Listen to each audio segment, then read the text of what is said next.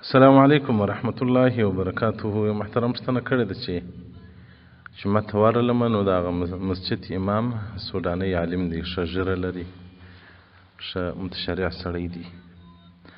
یو بل نفر له مخه سو چې هغه امیدي او ږیره یې هم نه وه خریلې وه، نو دی وایي زه راووتم لمونځ مې نه دی ورپسې کړی.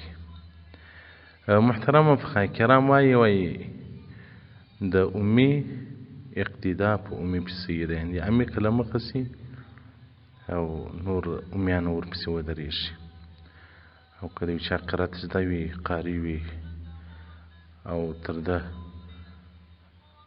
هغه څوک مخکې سي چې هغه قاري نه وي، امي وي، نو د ده لمونځ نه دی ورپسې صحیح.